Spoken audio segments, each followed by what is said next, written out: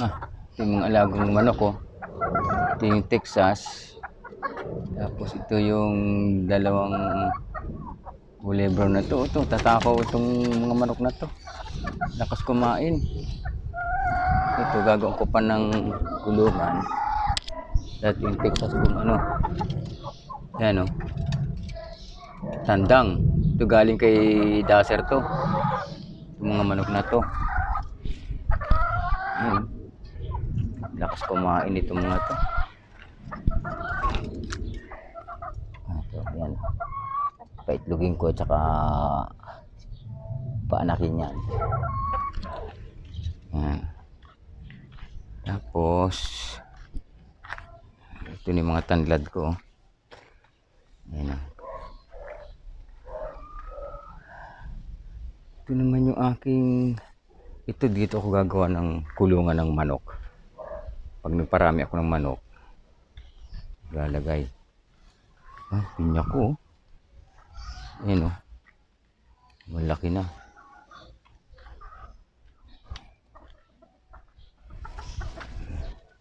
Ito lalagyan ko ng lupa. Ibabaw para taniman ko. Ayan yung mga tanim kong pinya o. Ayan o. Mga Hawaiian yan. Bibili ako ng pinya tapos yung pinakadulo nun yung tinatanim ko. Ayan o. Mga buhay na siya o.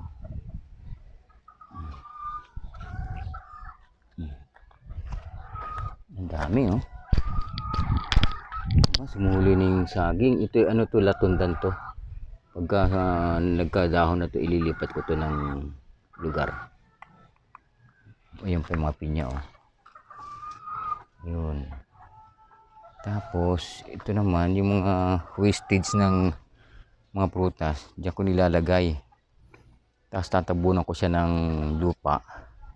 Bibili ako ng tulad nito. Ayan, tinabunan ko na to. Tapos magpupunla ulit ako ng talong. At medyo ngayong magtatagulan na, tatanim ulit ako. Yung saging dito, ayan, wala na oh. Tinanggal ko na. Ito rin natitira. At saka yun nandun.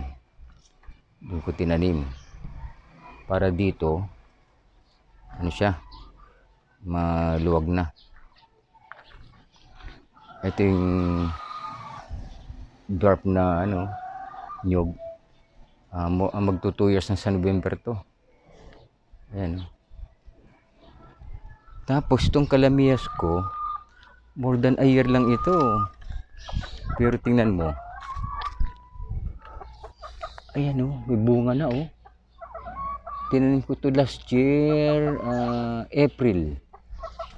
Ayan o. Grabe o. Bunga na siya. Tapos ito yung malunggay. Malunggay o.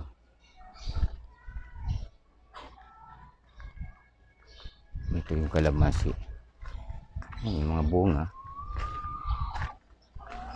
Ayan o. Bunga siya.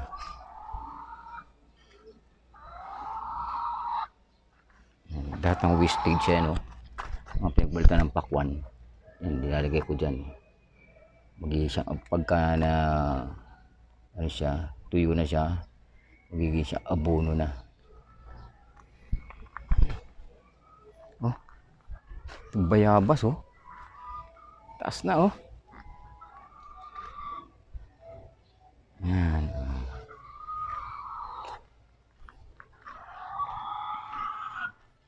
Mga avocado at saka mangga. Dapat mailipat na to. Kaya lang wala na akong paglalagyan kasi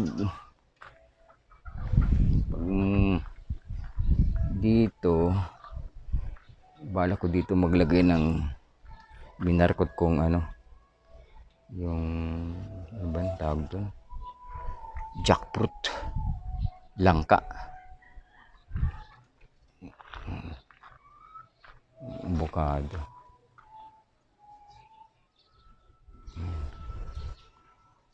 Nahawa na siya. Ito pala yung aking ano.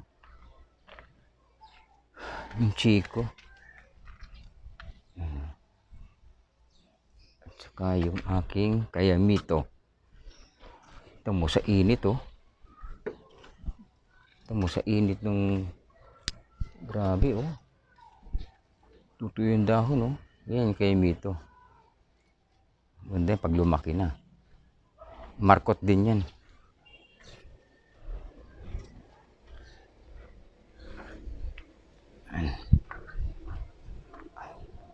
Update ko na ulit yan. Susunod.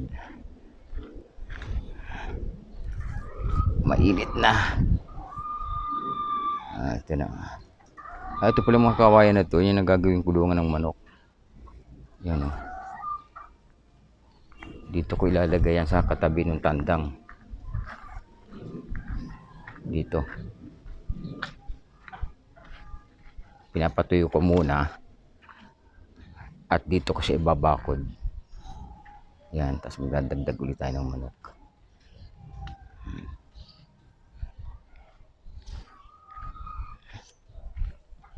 Yan. Init na. Mainit na. So, update ko lang ito sa susunod.